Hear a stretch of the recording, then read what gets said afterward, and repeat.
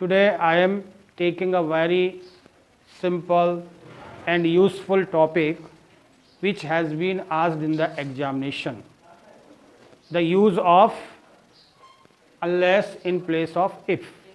तो आज मैं इस क्लास के माध्यम से आपको इसका प्रयोग बहुत ही सरल तरीके से बताऊंगा और इसी क्लास में आपको ये प्रयोग बहुत अच्छे से समझ में आ जाएगा और आप खुद इसको सीख जाएंगे और दूसरे वाक्यों में, दूसरे एग्जाम्पल्स में आप इनका प्रयोग आसानी से कर सकेंगे। अब तक आपको इस प्रयोग को करने में एग्ज़ाम में इस तरीके से एग्जाम्पल्स आते हैं, उनमें उनका यूज़ करने में जो डिफ़िकल्टी आती थी और अब तक ये प्रयोग परीक्षा में आपसे गलत हो गया था। आज के बाद से ये प्रयोग कभी भी अगर परीक्षा में पूछा जाता है तो गलत नहीं होगा। ये केवल आपके एग्ज़ाम्स में ही नहीं पूछा जाता है, बल्कि जब आप किसी जॉब के लिए एग्ज़ाम देंगे, that is called the competitive exam, जिसको बोलते हैं प्रतियोगी परीक्षा। किसी भी जॉब के लिए हमें प्रतियोगी परीक्षा देनी पड़ती है। हर प्रतियोगी परीक्षा में अंग्रेजी से संबंधित 5 या 10 क्वेश्चन कंपलसरी होते हैं जिनको आपको अटेम्प्ट करना होता है। उसमें इसका प्रयोग भी कभी कभी परीक्षा में पूछ लिया जाता है और वो इस तरीके से होता है जो आप देख रहे हैं। अब मैं आपको शुरू से इसको समझा रहा हूँ। सबसे पहले आप देखिए use of unless in place of. Unless का मतलब क्या होता है हिंदी में? अनलेस का मतलब है यदि नहीं, और इफ़ का प्रयोग इसके इक्वल टू क्यों बोला मैंने? Unless is equal to if plus not, यानी अनलेस में नॉट नहीं दिखता है लेकिन इसका सेंस नेगेटिव होता है। वर्ड आपका अनलेस है लेकिन ये नकारात्मक अर्थ लिए हुए है। इसका अर्थ क्या है? यदि नहीं।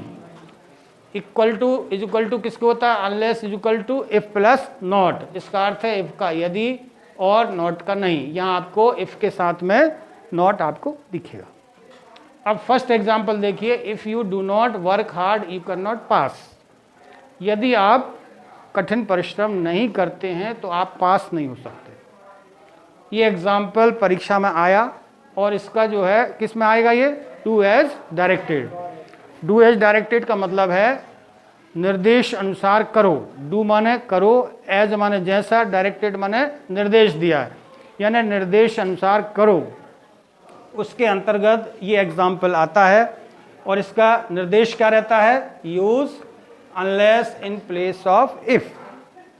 तो इन दोनों को आप देखिएगा। क्वेश्चन ये आपने अभी मैंने पढ़ के बताया, इसका आंसर देखिएगा।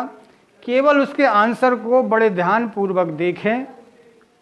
जो आपका क्वेश्चन आंसर में जो चेंज, जो परिवर्तन नज़र आया है वही आपका नियम है।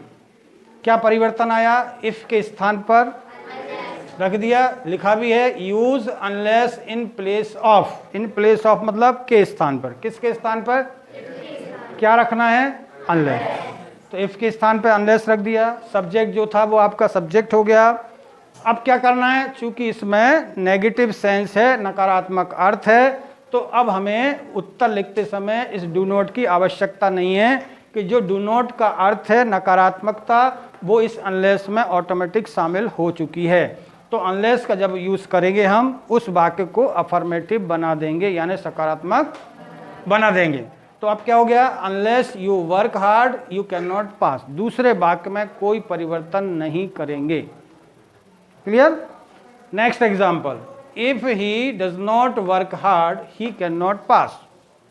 यदि वह कठिन परिश्रम नहीं करता है तो वो पास नहीं हो सकता। तो वह पास नहीं हो सकता है।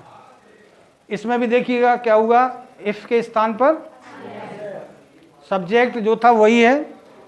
यहाँ पर क्या हो गया? डज नॉट रिमूव हुआ। चूंकि ये प्रेजेंट इंडेफिनिट टेंस का वाक्य है जिसमें सिंगुलर सब्जेक्ट के साथ नेगेटिव में डज नॉट का यूज़ करते हैं। अनलेस लगाने से हमें क्या करना पड़ेगा? फर्स्ट सेंटेंस को अफर्मेटिव बनाना पड़ेगा। अफर्मेटिव मतलब इस डज नॉट को हटाना पड़ेगा। जैसे ही हम डज नॉट हटाते हैं तो क्रिया में एस लगाना पड़ेगा। डू नॉट हटाने पर क्रिया में कोई अंतर नहीं आता, लेकिन डज नॉट हटाया तो क्रिया में एस लग जाता है। दूसरे वाक्य में कोई परिवर्तन नहीं होगा। तो जो सेंटेंस है हमारा, if he does not work hard he can not पास, इसमें हम अनलेस का यूज करेंगे, तो आंसर हमारा इफ के स्थान पर unless he works hard he can not पास। क्या चेंज हुआ, क्वेश्चन से हमने क्या कर दिया, डज नॉट को हटा दिया और वर्ब में एस लगा दिया और इफ के स्थान पर हमने अनलेस लिख दिया। क्लियर, समझ में आया? ठीक है। इसके बाद देखिएगा तीसरा example, if you do not go to Agra you can not see the Taj. ये नेक्स्ट एग्जाम्पल हो गया। अब इसमें भी वही पोजीशन आई जो फर्स्ट एग्जाम्पल को देखो, अगर आपने वो अच्छे से समझ लिया तो ये अपने आप कर सकते हैं। अगेन इफ के स्थान पे क्या किया, ठीक है, और इस डू नॉट को हमने हटा दिया। डू नॉट हटाने पर क्रिया में कोई अंतर नहीं आता है। ये भी प्रेजेंट इंडेफिनिट टेंस का नेगेटिव सेंटेंस है।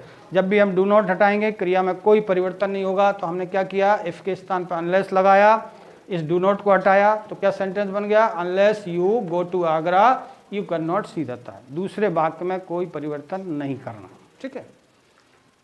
नेक्स्ट एग्जाम्पल है, if he does not go to Agra he can not see the Taj. ये मैंने दूसरा सेंटेंस बनाया कैसे, केवल मैंने क्या किया, सब्जेक्ट चेंज कर दिया। यहाँ यू था, यहाँ पर ही हो गया। तो he, if he does not go to Agra he can not see the Taj. जैसे सेकंड एग्जाम्पल में हमने आंसर लिखा था, उसकी हेल्प से हम इसका भी आंसर अपने आप लिख सकते हैं। इफ के स्थान पर अनलेस ही डज नॉट हटा तो क्या हो गया, यस लग गया। Unless he goes to Agra he can not see the Taj. Next, if I am invited I shall not go there. If I am not invited I shall not go there. इसमें क्या हो गया, ना डू नॉट है ना does not है, क्या है, एम नॉट है। ऐसी स्थिति में क्या, केवल नॉट को हटाएंगे। Unless I am invited I shall not go there. I think आपको समझ में आ गया। और यही देखिएगा कॉम्पिटिटिव एग्जाम्स में आएगा तो कैसा आएगा, देखिए एग्जाम्पल लिखा हुआ है। प्रतियोगी परीक्षा में ये कैसे पूछा जाएगा, ये आपके पेपर में भी 40 ऑब्जेक्टिव्स आएंगे। इस सेशन से ऐसा बोर्ड प्रस्तावित कर रहा है कि आपके ब्लूप्रिंट में कि आपके प्रत्येक विषय में पहले 25 ऑब्जेक्टिव क्वेश्चंस आते थे, अब 40 ऑब्जेक्टिव्स आएंगे। तो डू एज डायरेक्टेड में जो है इस टाइप से भी आ सकते हैं, ग्रामेटिकल वेस में, और कॉम्पिटिटिव एग्जाम्स में भी आ सकते हैं। तो देखिएगा क्या लिखा मैंने, जो मैंने यहाँ आपको समझाया उसी की मदद से आप इन दोनों क्वेश्चंस के आंसर दे सकते हैं। ये एग्जाम्पल्स मैंने इन्हीं में से लिया है, इसी से मैंने ऑब्जेक्टिव क्वेश्चंस मैंने फ्रेम किए, बनाए हैं। और अगर आपने इन सेंटेंसेस को अच्छे से समझ लिया है तो इनका उत्तर आप आसानी से दे सकते हैं। तो इसमें क्या सिलेक्ट करेंगे हम, अनलेस। क्यों करेंगे, पहला वाक्य हमारा अफर्मेटिव है और दूसरा नेगेटिव है। तो अनलेस का इसलिए करेंगे कि इसमें नेगेटिव सेंस शामिल है। तो यहाँ लगने से, रखने से ये सेंटेंस दोनों साइड का क्या हो जाएगा, नेगेटिव हो जाएगा। अर्थ क्या होगा, यदि वह आगरा नहीं जाता है तो वह ताजमहल नहीं देख सकता है।